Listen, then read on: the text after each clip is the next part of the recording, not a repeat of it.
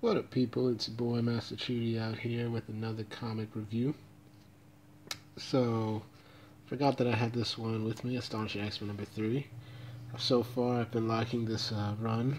It's definitely a very X-Men-like book. It does what it's supposed to do, and definitely it's worth noting that it's pretty good. I believe the cover's not really my favorite, but it's very interesting. We see the progression of Wolverine in age, a young James Howlett when he was in Weapon X, when he became Wolverine, up until Old Man Logan, and we don't know that this skull is ominous, representing death. So, let's get into it. You see that, the dialogue is just Wolverine monologuing inside of himself. He's in the astral plane just climbing up, and, he's just thinking about, you wake up one day and you kill everyone you love, the people you trust, the people you fought alongside in battle, and then, you just come back. It's like, you just come back to this new world where the people that you did kill, they're back, and he's basically saying that you were tricked into doing and killing them, but you still did it, and how can you live with that? And even though he's back, and his friends still think him as a hero, as the man he once was, he feels like he knows the truth that he's not. And he says, you're not the man they know. You're the man you are. You are Logan. So we get into a good exposition of Logan. So we see that Logan right here, pretty good shot. He's still just climbing up this astral plane mountain. The X-Men are no strangers to new versions of themselves, but it's still not the same. He doesn't think himself as a hero. It's like he feels like he has the blood on their hands, basically. That And it's interesting right here. It's like the X-Men want you to be a Wolverine.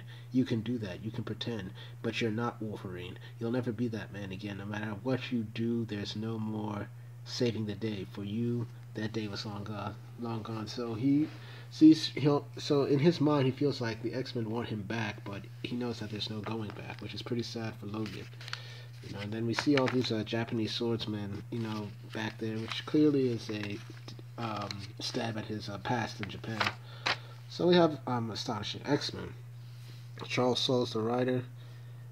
Ed McGuinness is the penciler. Mark Morales is the inker. Jason Keith is the color artist. And VC's Clayton Cowles is the letterer. We see that Christina Harrington is the assistant editor. Mark Paniccia is the editor. Axelrod is the editor-in-chief. John Casada is the chief creative officer, and so on and so forth. So, I've always liked this cover. It's like a standard. It looks like an episode, really. So, part 3, The Life of X. So, meanwhile, back outside of the astral plane, we see that London's police are now trying to tell them to cease, basically surrender, drop your weapons, lie down with your hands over your head. Then we see that Psylocke is telling Bishop and Angel, Bishop Angel, I can't break this connection. If I do, Logan and the others will be trapped in the astral plane. And then Bishop noticed that that's not the only problem. Beast just turned into Mystique, and we see that it looks like Mystique is dropped the charade now that they've discovered her. So that's interesting. And we can see that the officers, the British police, are telling them to stand down. And Angel Warrington is like, what should we do? And Bishop's like, we need to focus on the problem that we can solve. We need to keep these fools away from Psylocke. And it looks like he wants to engage them, even though it'd be more distracting. And the police are like, you will not receive another warning, so comply. So Bishop is asking, any chance our guys will beat the Shadow King in the next 30 seconds? How's it going in there? They at least close? And then we see that Psylocke is telling them, I can't. I think they split up, Bishop. Their signals are confusing. Pain, fear, confusion, fight, reflex, even joy. One of them is just resolve, nothing else. That's got to be Logan. Old bastard. Then we see Bishop's like, old bastards. Old bastards like a rusty nail wrapped in beef jerky. Okay, hold it steady, Betsy. Angel and I will figure something out. And then you see that Warrington has already gone back in. And so he flies to the helicopters trying to make peace. That he doesn't want to fight him. He's like, believe me, things could be much worse. Bishop is like, oh, come on, man. And then we see that one of the Commander Keen in the second issue, he's pretty much it's like, tell me, is it me, Blake, or did that sound like a threat? It's like, could be taken that way, Commander Keen. And this one, Worthington, he has no powers, correct? But he's like saying he has another incarnation, Archangel. That one's a force to be reckoned with, but make no mistake. But this version, no, just flight. And he's like, good, just take him. So it's like a stab at like, yeah, Angel ain't worth ish. That's pretty, that's so bad for Angel. So meanwhile, at the astral plane, we get back to Logan. He's about to engage in combat, and we see him fight. They say something in Japanese, and Logan's like, nope. And he basically yells out in the astral plane. It's like, I know you're watching, Farouk, watching and listening. So listen to this. I ain't gonna get pulled into any of your lies. I see you up there, and I'm coming. So he's coming. So we see that the Shadow King is with Professor Xavier. He's like, this Logan is formidable. He understands his place. I'm almost impressed. It's like, we see that he just keeps moving, going place to place, basically, of his past lives, and we just see the Shadow King trying to put all these memories in here. We see a young boy, Logan, and he's like, nope. I don't know whether this is supposed to be a young Jean and an older Sabretooth, and he's like the astral plane is reality. Whose reality is what you will it to be. You don't get to fight here with claws. Your weapon is will. So it seems that Logan's strong will is preventing him from falling to the dangers of this astral plane. We see him in his old suit with the Sentinels attacking him. He's like, nope. He just keeps passing by. Even when his old man Logan lifetime, I haven't read the books, but he just see, nope. He just has this resolve. He just keeps pushing forward. It's like, and we just see the Shadow King's like, how is he doing this? Like, he doesn't understand. Then we see Professor Xavier appears. Like, Logan, you must listen to me. We have very little time. And he's like, nope. And then Professor Xavier's like, And then he uses his mind and he's like, Logan. Yes. And then he hits Logan with, I don't know what type of telepathic blast. And then we see Wolverine's like, how the hell? It's like, you're not real, Xavier. You're not real. Xavier's dead. And then we see Xavier's like, I assure you I'm as real as, I'm as alive as anything in this place could be. I'll keep knocking you down if I must, but I would prefer to talk to you. The world is ending, and only the X-Men can save it. And if you just see him like that, yeah, it's like, no bleep, Charles. So you can guess what he said. Meanwhile, you see that Warrington is out there. He's trying to get these people to calm down, and they obviously the cops want to subdue him, so they shoot out a metallic net. Of course, Angel dodges, but it cuts him. He's like, why?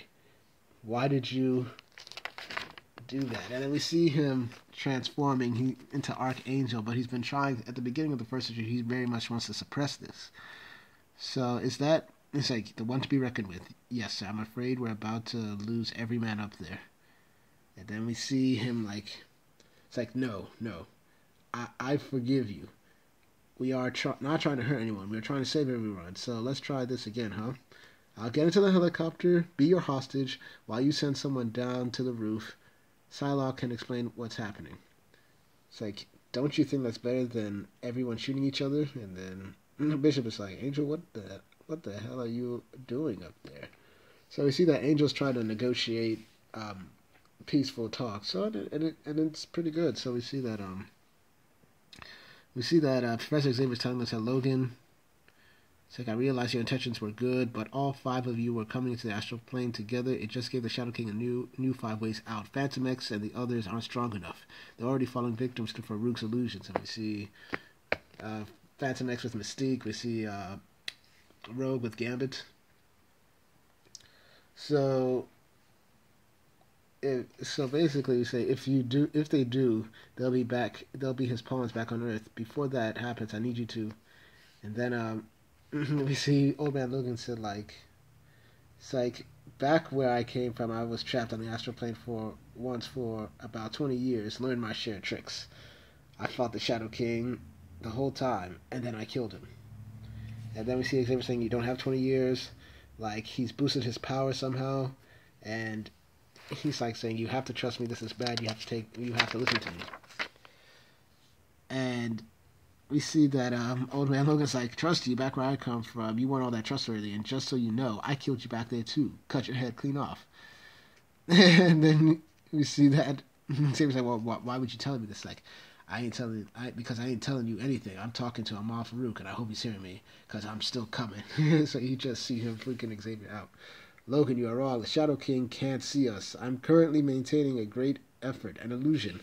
When he looks into this reality, he sees you battling Mr. Sinister. That is how we can have this conversation. I cannot trick him for long. We must act. Yeah, then we see him like, take it easy, dead man. I'll see you soon. And then we see, he's like, I'm sorry, Logan. I can't let you do that. We're going to have to fight this out. It's like, you may not believe in me, old friend, but I believe in you. He just stabbed him until they begin fighting. It's like in Logan's heart, he's ruined beyond redemption. And we see him fighting. He's like, he's basically saying that he's convinced himself that he has no redemption, but he still has his uses. It's like, good enough. And this is, we see Xavier right here. And we see this illusion of him fighting Mr. Sinister. And we see that Farouk's saying, I have him now, Charles. It's like, you put up a good fight, but that Mr. Sinister illusion finally took him. He's mine. Yes, I was afraid something like this might happen. Logan is bloodthirsty and cruel. Violence is his drug. It's like, your hand. Playing against you isn't easy for me, Farouk. You know how strong you are. It takes a toll. Don't push yourself too hard, my old friend. Just remember, it's only a game. It's like, so this round to me. I'm surprised you aren't more upset, my friend. You used to hate to lose. Well, Amal, if one of them had to go, it might as well have been him. After all, he's just a pretender. He's not my Logan. So, obviously, he's saying that this is not the Logan I knew. So, we see that back in the real world, Angel basically tells them, like, see, this is much better. I'm here with you, and your man's here with my people. I'm sure we'll have this all sorted out.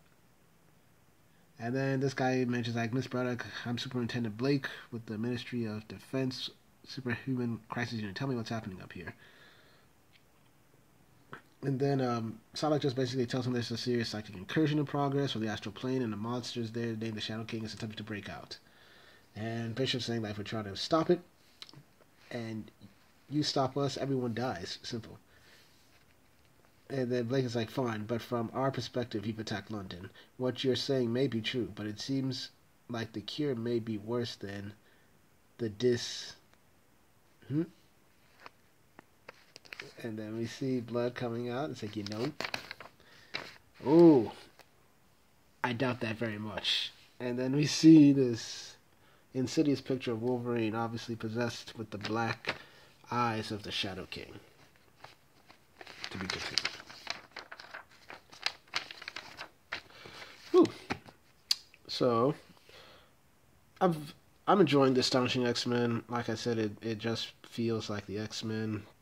Definitely an adventure that they wanted to do together as a team. Their stakes are there.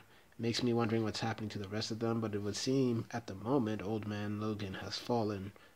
But who knows what's going to happen in the next issue. I'm thoroughly enjoyed this. Others might say that it's a little bit, boring, but I'm the type of guy who likes a little bit of mental chess playing as well as some action. So once again, I thank you guys for watching this review. Please like, share, and subscribe to the channel, and hit the notification bells if you like to receive more of my content when it comes out. Once again, I do these reviews for you, the people, because I want to get my ideas out to you, and I like to hear back from you of some honest critique, get a discussion going on about comics. Once again, thank you for watching this, and I will see you later.